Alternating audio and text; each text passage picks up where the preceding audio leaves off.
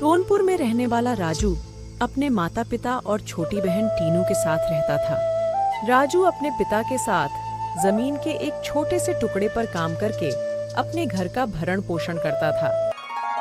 एक दिन राजू अपनी माँ से, माँ, आज टीनू का रिजल्ट आने वाला है।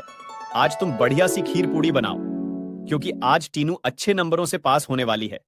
ये हमारे लिए बहुत ही खुशी का दिन है। नहीं माँ, मुझे तो बहुत ही टेंशन हो रही है। भैया को क्या पता पढ़ाई क्या होती है। भैया तो अनपढ़ हैं। अगर भैया पढ़े लिखे होते तो उन्हें पता होता। टीनू शांत हो जाओ, तुम्हें इतना भी नहीं पता बड़ों से कैसे बात करनी चाहिए। नहीं पिताजी, रहने दीजिए। आज उसका रिजल्ट आने वाला है तो उसे टेंशन है, कोई बात नहीं। टीनू, तुम परेशान नहीं हो। रिजल्ट आने के बाद खीर पूरी बन जाएगी, लेकिन तुम अच्छे नंबरों से ही पास होगी, मुझे पूरा विश्वास है। राजू को टीनू के रिजल्ट आने की खुशी तो थी, लेकिन वह एक टेंशन में भी था कि टीनू की आगे की पढ़ाई कैसे होगी, क्योंकि उसके गांव में 8 तक ही स्कूल था।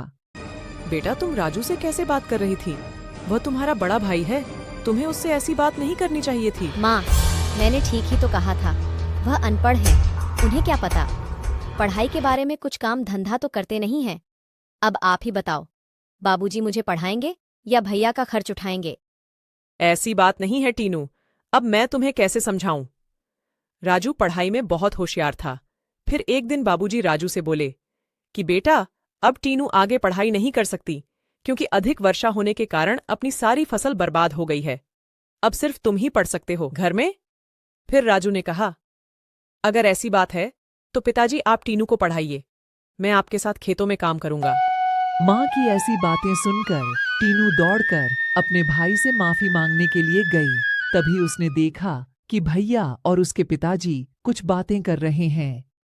पिताजी, टीनू को पढ़ाई के लिए शहर भेजना होगा, क्योंकि आगे की पढ़ाई के लिए हमारे गांव में स्कूल ही नहीं है। लेकिन बेटा, तुम्हें पता तो है शहर का खर्चा कितना है। इतनी महंगाई में हम उसको शहर कैसे भेज सकते हैं? आप उसकी टेंशन नहीं लो पिताजी। मैं सरपंच जी के खेत में काम करूंगा, जिससे टीनू की पढ़ाई का खर्चा निकल आएगा। सरपंच जी को एक मेहनती आदमी की जरूरत भी है। इतने में टीनू वहां आ गई और अपने भैया से माफी मांगने लगी। मुझे माफ कर दो भैया, मैं आपको समझ नहीं पाई। मैंने आपको कितना भला बुरा कहा। कोई बात नहीं टीनू, मैं तुम्हारी बातों का बुरा नहीं मानता। तुम तो बस मन लगाकर पढ़ाई करो। हमें अपने बड़ों से कभी भी गलत नहीं बोलना चाहिए। दोस्तों, कहानी अच्छी लगी हो तो वीडियो को लाइक जरूर करें।